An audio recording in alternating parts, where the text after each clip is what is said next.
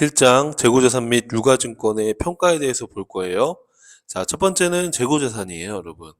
자, 우리가 재고자산의 평가는 굉장히 중요합니다. 우리 세금 법인세법 측면에서도. 그러니까 이 재고자산 평가에 대해서 수량과 단가를 이제 기록을 할 텐데, 이거를 어떻게 인정을 해줄 거냐에 대한 거예요. 우리가 단가를 가정하는 방법이 있었죠, 여러분. 뭐 선입선출법, 뭐 후입선출법, 평균법 이런 다양한 방법이 있었는데 그 단가 결정에 대한 방법을 어떤 방법을 인정해 줄 거냐. 그리고 우리 세법은 항상 신고를 해야 됩니다. 어떤 방법으로 할 건지에 대한 신고를 언제까지 해야 되는지 이런 것도 봐야 되겠고요. 다만 이제 수량을 기록하는 방법이 우리 회계에서는 계속기록법, 실질재고조사법 이런 방법들이 있었는데 수량 기록에 대해서는 뭐 아무런 규정이 없어요. 법인세법은. 근데 단가에 대해서는 어, 신고한 것에 대해서 일정 범위 안에서 신고한 방법을 인정하고 있어요. 신고한 방법에 대해서. 자, 이 재고자산과 관련된 게 왜 이제 중요하냐? 그 이유가 이 기말의 재고자산의 평가로 인해서 그 기업의 매출원가 비용이 달라질 수가 있어요. 그러면 법인세법 측면에서도 법인의 소득이 달라지기 때문에 세금과 또 중요한 관련성이 있죠. 그래서 이거에 대해서 우리가 한번 확인을 해봐야 되는데 법인세법에 대한 규정을 보기 전에 우리 여러분 예전에 회계 공부했었을 때 그 내용들 한번 간략하게 여러분 한번 확인해 보라고 제가 이 사례를 만들어 봤거든요. 이 사례를 보고 우리가 왜 지금 이 재고자산에 대해서 법인세법에서 일정 범위 안에서만 인정을 하려고 하는지 생각하는 시간 한번 가져볼게요. 케이스 보시면은요. 아래 거래 내역을 회계 처리해서 기말 재고액을 계산해봐라. 선입선출법으로 예시를 해놨는데요. 자, 12월 10일 날 A 상품을 10개를 한 개당 10,000원에 현금으로 구입을 했대요. 그래서 차변의 상품 만원, 만원에 10개니까 10만원 이렇게 분괴를 했고요. 12월 11일 날 A 상품 20개를 한 개당 2만 원에 또 구입을 했대요. 자, 여러분, 동일한 상품이라 하더라도 물가가 변하기 때문에 구입하는 시점에 따라 구입 단가가 다르죠. 그래서 지금 20개에 개당 2만 원 그러면 40만 원어치 상품을 구입한 거 맞죠? 이해되시죠? 자, 근데 12월 13일 날 이 지금 10개, 20개, 이 30개 중에 15개를 한 개당 4만 원에 현금 받고 팔았대요. 자, 그러면 어떻게 하면 돼요, 여러분? 자, 차변에 현금 15개 4만 원 하게 되면 60만 원이 나오거든요. 그리고 상품 판 거니까 대변에 상품 매출 수익으로 기록을 했어요. 맞죠? 자, 매출원가에 대한 처리는 어떻게 하면 될까? 선입선출법이잖아요. 선입선출법은 어떤 방법이에요, 여러분? 먼저 있던 게 먼저 팔렸다 이렇게 보는 거 맞죠? 그래서 지금 15개를 팔았는데 먼저 있던 10개, 만 원짜리가 팔려 나간 거고요. 그렇죠? 그 다음에 구입했던 요 똑같은 물건이지만 요 20개 중에 5개가 2만 원치가 팔려 나간 겁니다. 그러면 이게 10만 원, 이게 10만 원이니까 매출원가는 그렇죠. 20만 원이 되는 거예요. 그래서 회사는 40만 원의 소득, 이익이 난 거고요. 이해되세요? 그 40만 원의 소득에 대해서 이제 법인세가 부과가 되겠죠. 이처럼 이게 선입선출법으로 해서 그렇지 만약에 후입선출법으로 하게 되면 어떻게 되는 거예요? 만약에 이때 후입선출법으로 하게 되면 후입선출법은 나중에 했던 게 먼저 팔린 거니까 이 지금 15개가 다 2만 원짜리가 팔린 걸로 되는 거니까 이 매출원가는 30만 원이 비용이 되는 거예요, 여러분. 이해돼요? 무슨 말인지? 그러면 이 법인의 소득 이익이 40에서 30으로 줄어드는 거잖아요. 맞아요? 네. 만약에 평균법으로 한다 그러면 어떻게 하면 돼요, 여러분? 평균법. 평균법으로 한다 그러면 여기 지금 우리가 10만 원, 40만 원에서 50만 원어치 30개를 구입했으니까 50만 원 나누기 30개 하게 되면 뭐 16,667원 뭐 이런 식으로 나오네요. 그럼 그거를 여기다가 적용해 주는 거란 말이에요. 이처럼 동일한 상품에 대해서 구입 시점마다 구입 단가가 다르기 때문에 이 매출원가에 대한 단가를 얼마로 적용을 할 거냐. 이걸 우리가 지금 판단을 해야 되는데 여러분 이 매출원가 20만 원을 이렇게 구할 수도 있고 우리 재고장으로 한번 볼까요? 자, 재고장으로 위에 내용을 정리를 제가 해봤는데요. 자, 지금 12월 10일 날 10개를 한 개당 만 원이면 10만 원에 구입을 했고요. A 상품을 이렇게요.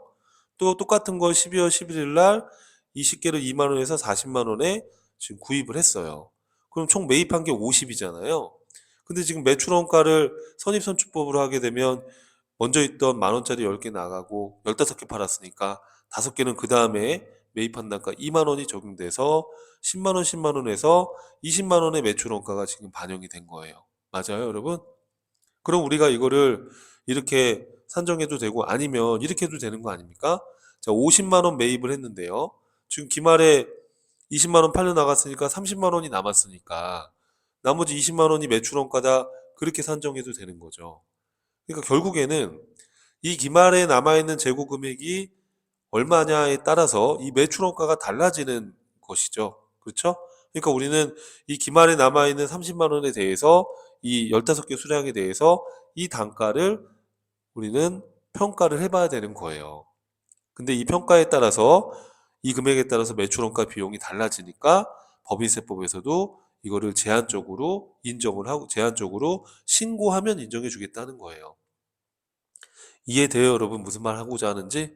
자, 이런 얘기를 지금 우리가 다루고 있는 겁니다. 자, 근데 여러분 우리 회계 이론 공부할 때 저가법이라는 거 배웠죠? 가격이 떨어지면 우리가 평가 손실을 인식을 하잖아요. 그것도 한번 제가 넣어봤는데 여기다가 자, A 상품의 순실현 가능 가치가 지금 한 개당 17,000원으로 떨어졌대요. 근데 우리가 선입선출법으로 했을 때 요 15개에 대해서 2만 원으로 지금 장부에 평가를 해놨잖아요. 근데 순실현 가치 시가가 17,000원으로 떨어졌으니까 하나당 얼마 떨어진 거예요, 여러분? 3,000원만큼이 지금 손실이 난 거예요. 시가가 하락해서. 15개 갖고 있으니까 3,000원에 15개 하면 45,000원이 평가 손실이 발생한 거죠. 그럼 우리는 어떻게 회계 처리해요? 차변에 재고자산 평가 손실 45,000원. 이건 매출원가에 가산하는 거죠. 대변에 재고자산 평가 충당금이라고 회계 처리를 하죠. 자, 그럼 여러분 이 45,000원의 평가 손실을 이걸 매출원가 비용으로 인정을 할 거냐?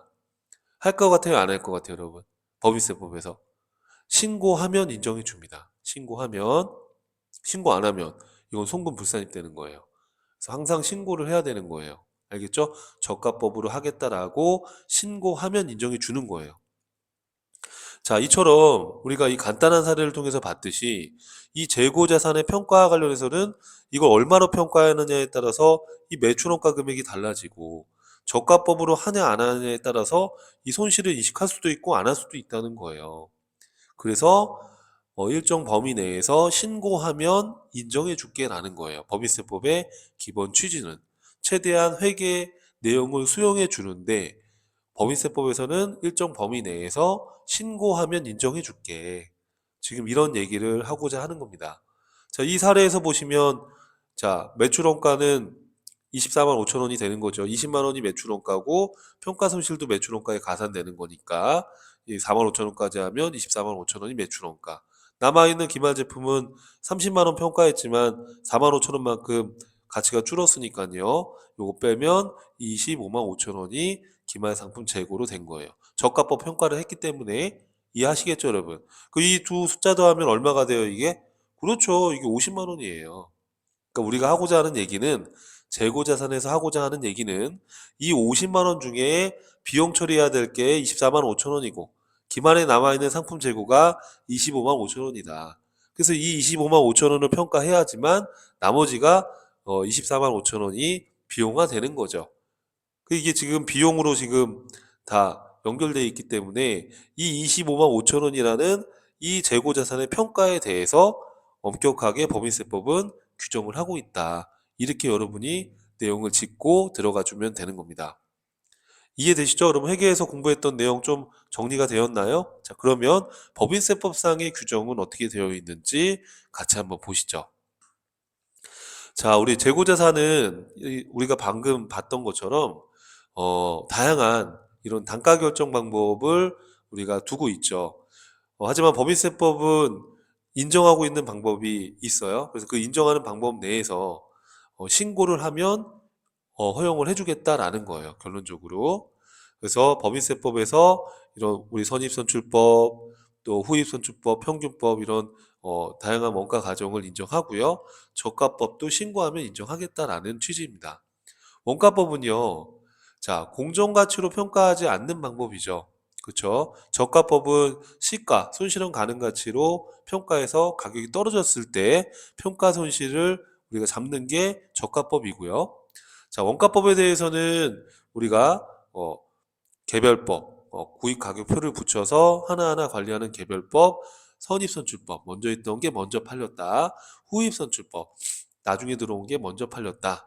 뭐 평균법, 우리가 기말에 평균 단가를 한 번에 내는 총평균법, 그때그때마다 평균 단가 내는 이동평균법, 또 매출 가격 환원법, 소매제고법이라는 표현을 쓰기도 하죠. 자, 이런 이런 것들의 방법에 의해서 우리가 이제 금액을 기말의 재고를 평가를 하게 됩니다. 참고로 여러분 KIFRS 국제회계 기준에서는 후입선출법은 회계 기준에서 인정을 하고 있지 않죠. 참고로. 자, 이렇게 다양한 방법이 원가법이 있어요. 그죠? 우리 저가법이라는 거는 어떤 거예요? 저가법이라는 거는 아까 말씀드렸던 것처럼 어, NRV, 그죠? 순실현 가능 가치라고 하죠. 자, 시가 NRV 순실현 가능 가치가 취득원가보다 하락한 경우에 그 평가 손실을 인식하는 게 이제 저가법이에요. 상승했을 때 평가 이익은 인식하진 않죠. 저가, 가격이 떨어졌을 때만 평가 손실을 인정을 해주는 거죠. 이게 저가법이었습니다. 자, 그래서 여러분 지금 이 법인세법에서는 이렇게 뭐 선입선출법, 후입선출법, 이렇게 평균법 이런 방법들을 인정을 하고 있고 또 저가법도 신고하면 인정을 하고 있다는 거죠. 자, 그리고 평가 방법을 적용할 때 적용 단위는 이렇게 재고자산의 종류별로 예를 들어서 상품은 선입선출법으로 하고 원재료는 후입선출법으로 하다 이런 것도 가능해요. 또는 똑같은 재고자산의 종류라 하더라도 영업장별로 다르게 할 수 있어요. A 영업장에 있는 상품은 선입선출법, B 영업장에 있는 상품은 후입선출법. 이것도 가능해요. 영업 종목별로도 가능하고요. 다양하게 허용을 하고 있다는 거예요. 자, 그러면 이 재고자산에 대해서 이제 방법에 대해서 세무서에 신고를 해야 되고요. 신고했다가 방법을 바꾸고 싶으면 변경 신고도 가능합니다. 자, 그럼 최초 신고는 언제까지 해야 되느냐라는 건데요. 자, 제가 잠깐 멈춰 놓고 그림을 잠깐 그려봤는데요. 자, 최초 신고는 언제까지 해야 되냐면요. 자, 설립일에 속하는 사업연도 과세표준 신고 기한까지 해라 이렇게 돼 있어요. 자, 그래서 여러분 우리가 방금 봤던 뭐 개별법으로 할 건지 선입선출법으로 할 건지 뭐 후입선출법으로 할 건지 이렇게 다양한 방법들이 있는데요. 어떤 방법으로 할 것인지에 대해서 신고를 해야 될 거잖아요. 그죠? 그럼 신고를 하는데 언제까지 신고하라고요, 여러분? 그렇죠. 설립일에 속하는 사업연도 과세표준 신고 기한까지 신고해야 된다는 거예요. 예를 들어서 뭐 엑셀연도에 설립을 했다 그러면 자, 일반적인 기업은 1월부터 12월 말일까지를 사업연도로 한다 그러면 자, 엑셀연도에 설립을 했어요. 12월 말 법인이에요. 그러면 언제까지? 그렇죠. 3월 31일까지. 그죠? 신고 법인세 과세표준 신고 기한까지니까. 자, 그런데 만약에 이 신고 기한을 경과했다. 그러면 신고에 속하는 사업연도까지는 무신고한 걸로 봐요. 그럼 무신고하게 되면요. 선입선출법을 적용해요. 자, 왜 그럴까요, 여러분? 왜 선입선출법을 신고 안 하면 적용할까요? 물가가 상승하는 경우에는요. 자, 예를 들어서 자, 1월 10일 날 내가 한 개를 A 상품을 100원에 샀어요. 자, 내가 4월 10일 날 똑같은 A 상품 한 개를 물가가 올라서 200원에 샀어요. 이렇게요. 근데 내가 4월 11일 날 이 두 개 중에 하나를 판매했다라고 했을 때 우리가 매출원가 비용 처리를 해야 되는데 자, 후입선출법은 요 200원이 매출원가가 되는 거잖아요. 근데 선입선출법은 100원이 매출원가가 되는 거죠. 그러면 선입선출법으로 하게 되면 물가가 상승한다고 가정했을 때 선입선출법으로 하게 되면 매출원가 비용이 낮아집니다. 그러니까 이제 세무서 입장에서는 너가 이거 3월 30일까지 신고하라고 했는데 신고를 안 했어? 그럼 무신고한 거야. 무신고했으니까 선입선출법으로 해서 일반적으로 물가가 오르니까 비용 처리를 낮게 인정해주겠다. 그런 의미가 내포돼 있는 거예요. 자, 그런데 만약에 변경 신고를 하고 싶대요. 자, 선입선출법으로 하다가 후입선출법으로 바꾸고 싶다는 거예요. 그러면 여기 보시면 변경할 평가 방법을 적용하고자 하는, 변경할 평가 방법을 적용하고자 하는 사업연도 종료일 3개월 전까지 변경 신고를 하라고 돼 있어요. 예를 들어서 우리가 X년도에는 선입선출법으로 하다가 X2년도에 나 후입선출법으로 하고 싶어 라고 하면요. 그럼 언제까지 여러분? 그죠? 변경할 방법을 적용하고자 하는 사업연도 종료인 12월 31일 이전 3개월 전이니까 언제까지? 그렇죠. 9월 30일까지 변경 신고를 해야 되는 거예요. 근데 만약에 10월 달에 변경 신고했다? 그리고서 막 변경한 방법을 적용했다? 그러면 그거는 의무 변경이 되는 거예요. 이 기업이 자기 맘대로 이거를 변경 신고 제때 안 하고 방법을 최초 신고한 거랑 다르게 적용했다 그러면 의무 변경이 되는 거예요. 그럼 여러분 이때는 선입선출법하고 당초에 신고한 방법하고 둘 중에 큰 금액으로 보겠대요. 자, 여러분 큰 금액으로 보겠다는 건 봐봐요. 자, 내가 지금 9월 30일 이전에 변경 신고를 했어야 돼요. 자, 이렇게 한번 볼게요. 지금, 어, 지금 후입선출법으로 회사가 적용을 하고 있었어요. X1년도에. 예를 들어 후입선출법을 하고 있었어요. 후입선출법을 날짜 무시하고, 그럼 후입선출법을 하게 되면, 자, 나중에 들어온 200원이 매출원가 비용화 되는 거죠. 이렇게 하고 있다가, 만약에 변경 신고를 X2년도에 9월 30일 이 이후에 했어요. 그럼 의무 변경이 되는 거잖아요.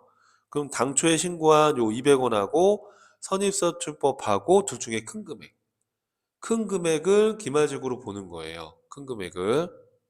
그러니까 예를 들어서 자, 이렇게 보는 거예요, 여러분. 자, 내가 한번 설명을 해볼게요. 이걸 다 지우고.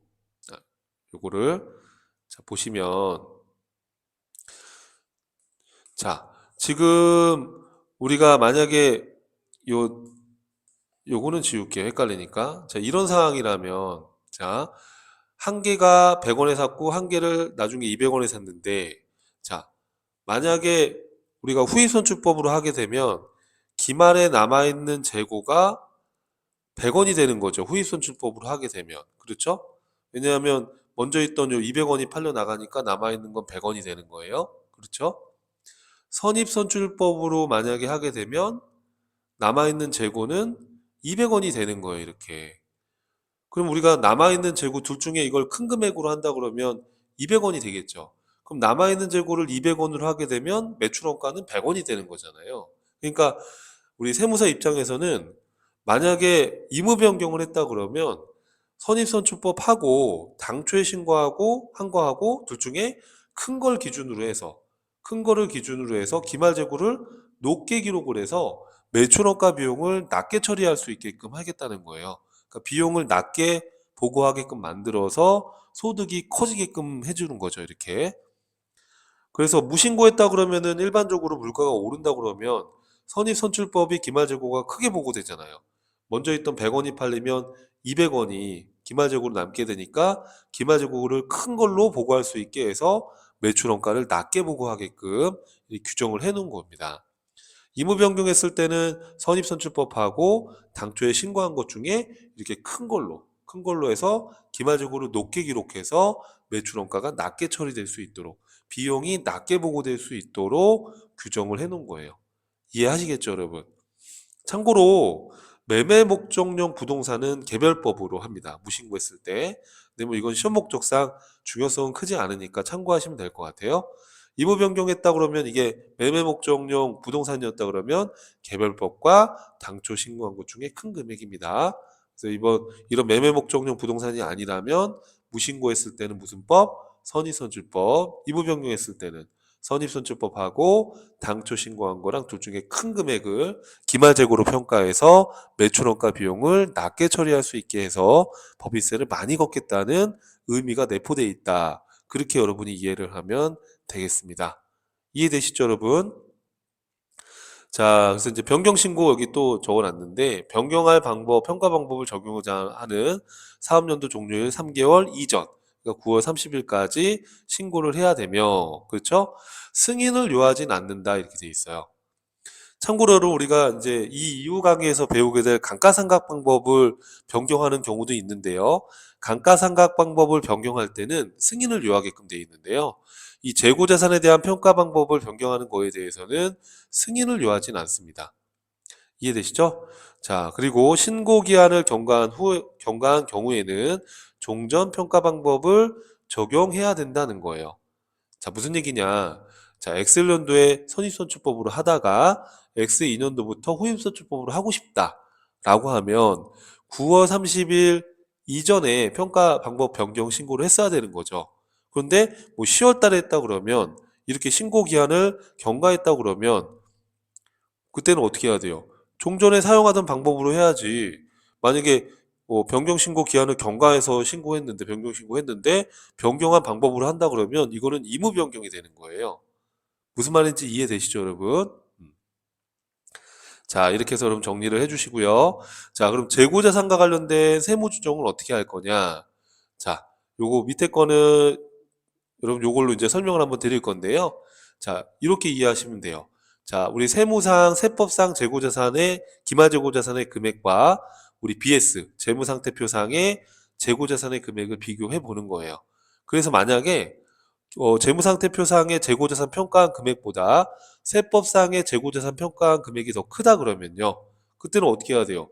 세법상 자산을 더 늘려줘야 되니까 입금 산입해서 플러스 유보로 조정을 해주시는 거예요.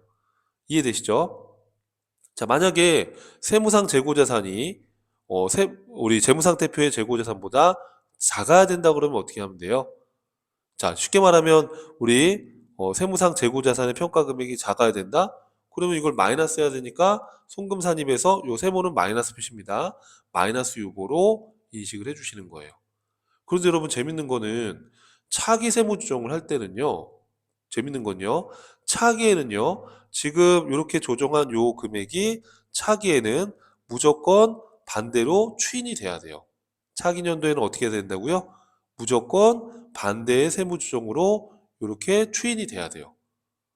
무조건이 무조건. 여기다 적어 보시면 무조건 반대로 세무 조정이 추인이 돼야 된다.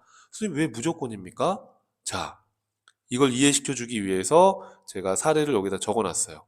자, 사례 한번 봐봐요. 왜 무조건 이렇게 단기의 세무조정이 반대의 세무조정으로 차기에 이게 유보가 추인되는지 쉽게 말하면 이게 유보가 추인된다라는 거예요.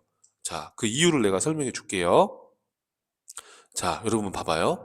일기 때 회사가 장부에다가 상품 5천 원을 현금으로 구입했어요.